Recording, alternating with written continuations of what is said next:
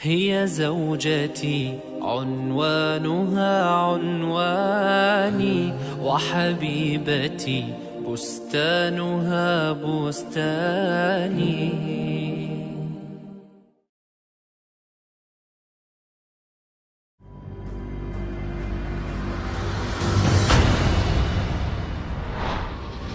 45% to 50% of marriages in the United States end with divorce, while the percent of divorce in Europe is about 35%.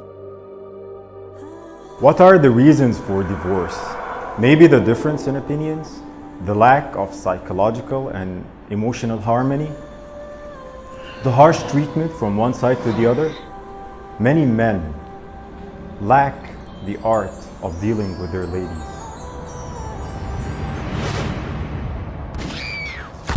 %70 of women who were killed in the United States were murdered by their husbands or boyfriends. Before the messenger Muhammad, peace be upon him, was sent, the woman, the wife, was not really that much appreciated in different societies. Here, she was burned to death with her dead husband, and there she was locked in a grave. Even in the Arabic tribes where the messenger was sent, she was just inherited like any of his belongings. This is the society back then. This is how people used to think when the messenger Muhammad, peace be upon him, was sent.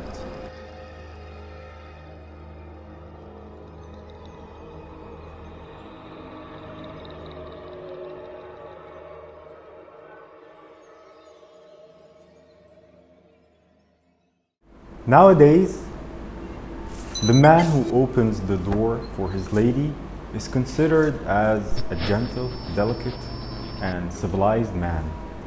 He's so much appreciated by society and by everyone around him. Back then, 15 centuries ago, this was shameful. It was shameful to respect your wife. It shows that you're not a man. Back then, Prophet Muhammad, peace be upon him, used to lean down on the ground and put his knees for his wife to step on and get on the horse. Imagine, he's decades, centuries, what I say millenniums ahead in human civilization and respect to women and ladies' rights. 20% of pregnant women in the world are subject to violence from their husbands or relatives. 70% of them cannot run away because of their children or lack of income. This madness needs one thing. It needs the teachings of Muhammad. Sayyidah Aisha, the Prophet's wife, narrated that one time some of his companions played with the sticks in the masjid. And she wanted to watch, so he put his hands for her to lean her head on and watch. She said, I attended to keep watching for longer and longer, just to see when will he get bored, when will he get tired and remove his hand. And she said, actually, I lost the interest in watching and he was still there for me.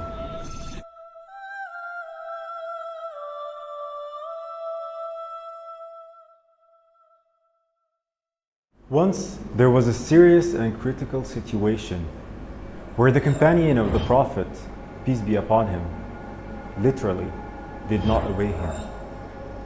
And only because of the advice of his wife, the issue was resolved.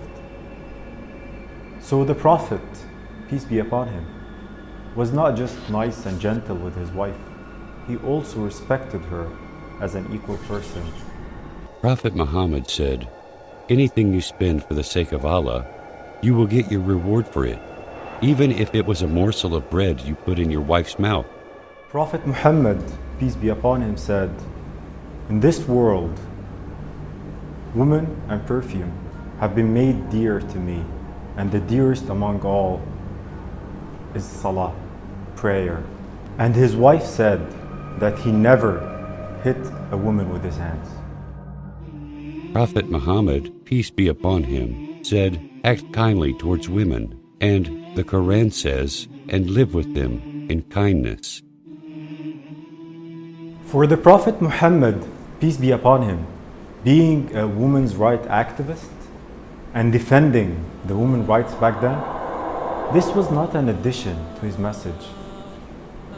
This was something that actually made a lot of resistance between the Arabs back then.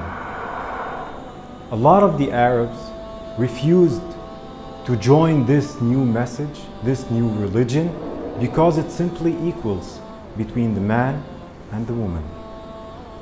So although this slowed the spread of his message, although this, he still insisted on being himself, on delivering the full message from Allah.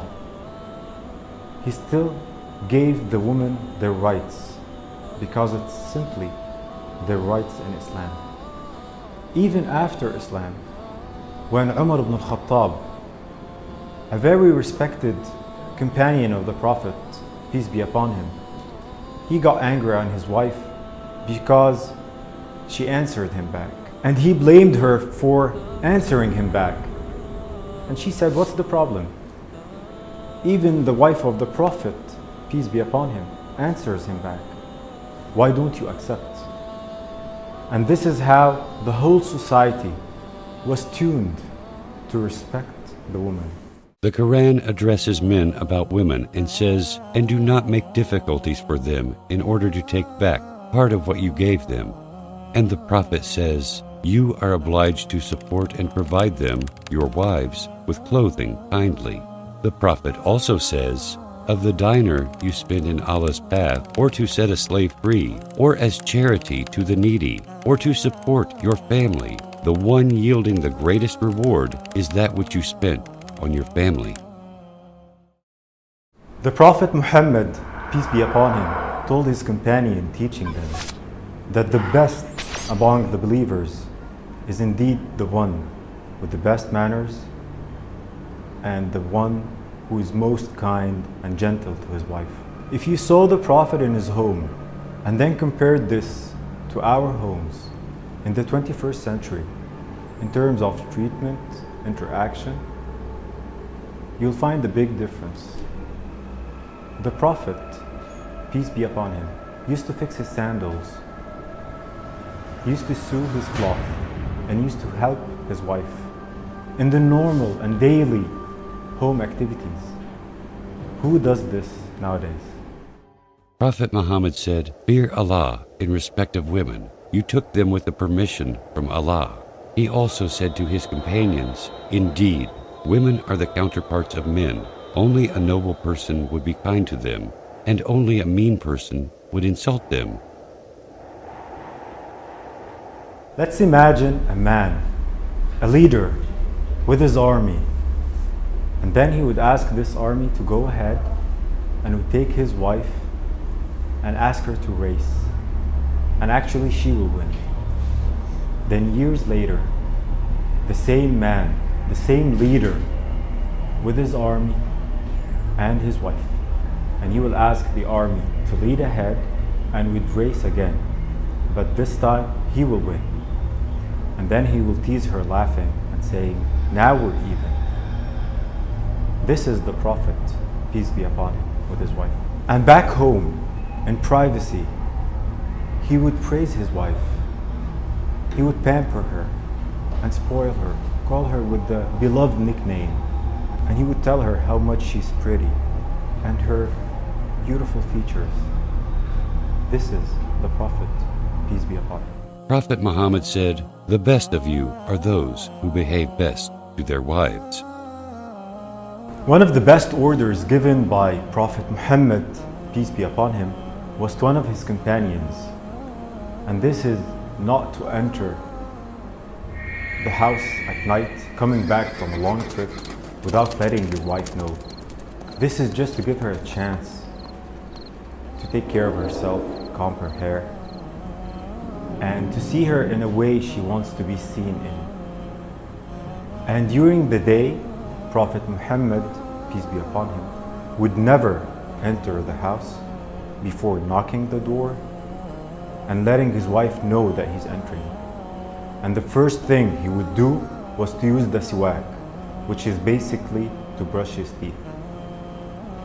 He wants always to be smelled properly and nice for his wife. When the Prophet was asked, "Whom do you love the most?" he said, "Aisha." The one who asked him said, "I am asking you about men." The Prophet said, "Her father." This is how Prophet Muhammad saw his wife. He saw her as the most beloved person to him, and her family was the most beloved family to him. While other beliefs believe that the woman during her monthly period is defiled and impure, and that she also impures anything that she touches, and they used to build a tent outside of the main tent for her to live in during those few days. At that time, the Prophet, peace be upon him, used to check where did his wife drink and just take the sip from the same place she did. Where did she eat? And he will follow her lips and eat from the same place. He would comb her hair. He would make her feel that she is more beloved and wanted at this critical and sensitive part of the month for her. When the Prophet Muhammad was asked about the right of the wife, he said, "Feed her when you get food, give her clothes to wear when you wear clothes, refrain from abusing her, and do not separate from your wife, except within the house." Among all the teachings of the Prophet Muhammad, peace be upon him, before dying, he chose to stress on two things. One is the prayer, the main thing in Islam, and the other was the wife, the woman. He said, "Act to them kindly." These are the two main things Prophet Muhammad, peace be upon him, chose to stress on before dying. استوصوا بالنساء خيرا. هي زوجتي عنوانها عنواني وحبيبتي بستانها بستاني